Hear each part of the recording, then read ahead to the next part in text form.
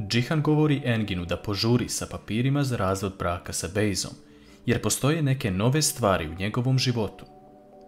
Engin se zapita šta to može biti, a Džihan govori da nikada više neće dozvoliti da se on i Hančer udalje jedno od drugog, te je odlučio da započnu novi život zajedno. Čuvši ovo, Engin se nasmeje, govoreći da sada shvata celu situaciju i odmah odlazi da ubrza proces. Engin odlazi kod Beran u kancelariju, govoreći da Džihan želi da se ovaj proces ubrza. Beran također govori da je sa Bejzine strane isto, ali kako da izvuku istinu od Gulsum.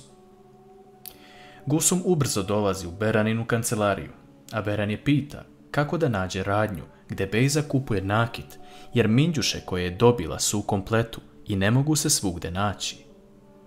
Gulsum je zbunjena i pita Beran šta ona želi da sazna od nje, ali tada se pojavljuje Engin koji govori da će on objasniti situaciju.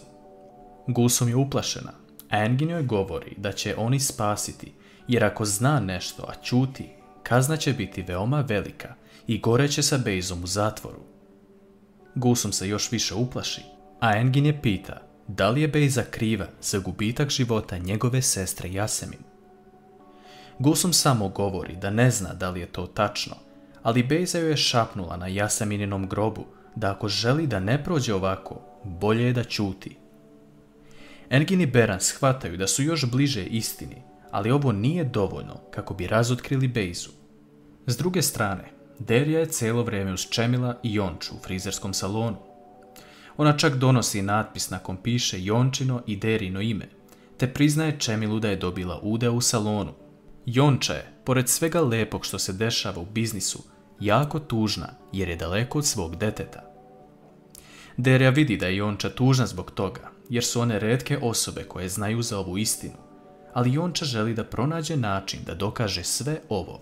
Sinem ne može da izdrži pritisak u vili od strane Mukader, to jest to što ona želi da je ude za drugog čoveka. Sinem zove taksi kako bi otišla iz ove vile zauvek i odnosi prvo kofer pa se vraća po Mine. Međutim, Sinem ulazi u Mineinu sobu, ali vidi da je nema. U tom trenutku se iza nje pojavljuje Mukader. Šta će Mukader učiniti u ovom trenutku? Dok se Hančer brine ko bi mogla biti buduća Džihanova žena, tada ju na vrata pokuca Džihan, koji donosi igračku automobil za njenog sina, ali i zove je večeras da dođe kod Gurura kako bi je upoznao sa njegovom budućom majkom. Hančer ne može da shvati zašto se Džihanovo mišljenje ovako brzo promenilo, ali ipak odlučuje da nazove Engina i pita ga za papir sa kojim može ući da posjeti Gurura. Engin se vraća kući, a Sila ga dočekuje lepo i raspoloženo, ali i malo zabrinuto, jer je Metin sada u njenoj sobi, što znači da Engin ne sme saznati za to. U jednom trenutku se nešto čuje iz Siline sobe, ali ona govori da je to samo prozor. Nešto kasnije, Sila odlazi da naspe vodu Metinu, a Engin opet čuje neki zvuk iz njene sobe, te kreće da otvori vrata, ali Sila ga tada zove Ljubavi. Engin se iznenadi što to čuje od Sile i govori da je danas poseban dan u njihovoj vezi, jer je to čuo od nje. Uveče, Hančer odlazi kod Gurura i vidi jednu poruku. Ona čita romantično pismo koje je dobilo od Džihana, gdje on jasno navodi da je ona njegova buduća žena i majka njihove dece. Džihan se tada pojavljuje kod Hančer i Gurura i govori da mu je samo ona potrebna u životu i da mu ništa drugo ne treba, sem nje i njihove dece. Džihan navodi to da će uskoro postati siromašan i ostati bez ičega, te pita Hančer da li želi da se uda za njega. Hančer naravno pristaje na to i sa osmehom legne na Džihanovo rame.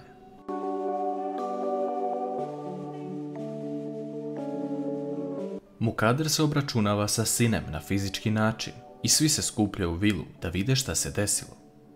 Sinem ostaje povređena i odlazi u svoju sobu, govoreći Ajsu da ako želi da joj pomogne, neka zabavi Mine kako je ne bi vidjela u ovakvom stanju. Mukader govori svim prisutnim da ćute ovome i da Džihan to ne sme saznati. Ubrzo, Džihan i Hančer dolaze u dvorište vile i vide kofer pored kapije. Taksista je ostavio kofer u dvorištu vile i otišao jer se Sinem nije vratila. U tom trenutku, Mukader dolazi, govoreći da je ona ostavila taj kofer, jer žele da podele stare stvari siromašnima. Ona će sve uraditi samo kako bi izvukla situaciju u svoju korist. Nakon što Hančer ode, Džihan govori Mukader da će od sada živjeti srećan život sa Hančer i da im niko neće stati na put. Mukader razmišlja o tome kako već ima problem sa jednom snajom, a to je Sinem. I sada je dobila još jedan problem, a to je Hančer ponovo. Hančer odlazi u svoju kuću i pomisli da je to Sinemin kofer, te odlučuje da je nazove, ali bezuspešno. Sinem plače u sobi, misleći da se ne može nikada izvući odavde. U tom trenutku se Mine budi i želi da pije vodu. Džihan je vidi na hodniku i krene ka Sineminim vratima, ali tamo je zaključano. U tom trenutku se pojavljuju Ajsu i Fadime, koji govore da je Sinem prehlađena i da je zato ostala u sobi, kako prehlada ne bi prešla na Mine.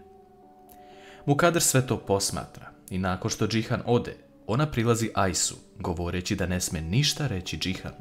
Pošto ne može da dobije Sinem na telefon, Hančer odlučuje da pozove Meliha, ali kada se on javi, ona nema snage da mu kaže da je vidjela Sinemin kofer u dvorištu vile i da se ona ne javlja na telefon. Hančer govori samo da je danas bila na kontroli za bebu sa Džihanom i da će dobiti sina, na što se Melih obraduje. Metin se sve više oporavlja, pa čak počinje i da priča, ali još uvijek nema snage za sve to. Sila je srećna što je brat sada više razume i sve ide kako treba, ali pitamo se da li će uspjeti da dovrši svoj cilj. Sutradan Fadime ulazi u Sineminu sobu kako bi potpisala saglasnost roditelja da Mine ide u muzej sa razredom. Sinem govori Fadime da je gleda u oči i pita je da li joj sada jasno kroz šta prolazi. Fadime govori da je ovo uradila i zbog svog sina i zbog nje, te da im je spasila živote. A Sinem, ako želi da stane u svoju ćerku, zna koju stranu mora da odabere. Engin dolazi u Beraninu kancelariju, gde se nalazi Gulsum. On govori da ima jedan plan koji može sve otkriti, a to je da stave prislušni uređaj na Gulsum, koji se neće vidjeti, kako bi izvukla informacije od nje. Ali da li će Gulsum pristati na to? S druge strane, žena koja se bavi marketingom influencera dolazi u Jončinu radnju, kako bi pitala Čemila za saradnju koja će biti plaćena. Derja je ta koja vodi sve, pa čak i Čemilov menadžer, te ona govori da može, ali kada im agent pošalje kolika bi suma novca to bila. Mukader odlazi kod Nusreta i Bejze, govoreći da Bejza ne može tek tako da sedi u ovoj kući i ne radi ništa, jer su svi upleteni u ovu igru. Ona govori da se sada sve promenilo i da je Džihan verio Hančer. Bejza poludi kada to čuje, jer još uvijek ne može da preboli Džihana, iako pokušava. Mukader tada govori da će sada sklopiti zajedno novi plan. Vraćamo se na situaciju Hančer i Džihana. Oni srećni šetaju pored plaže i pričaju o njihovom novom braku. Džihan govori da oboje moraju biti svesni težine ovog prstena koji nose i da je njegov jedini strah Hančer. On govori da jedino ona može da uništi sve što ima, jer je slab na nju. Džihan također navodi da je svestan da je Melih otac deteta, ali ne želi više da se Hančer viđa sa njim. Melih u međuvremenu pokušava da nazove Sinem, ali ona je nedostupna. On pretpostavlja da se nešto desilo, te odlučuje da nazove Hančer. Hančer zvoni telefon, a ona govori Džihanu da je to Melih. Obe istine se bliže, ali kakve će biti posljedice otkrivanja toga?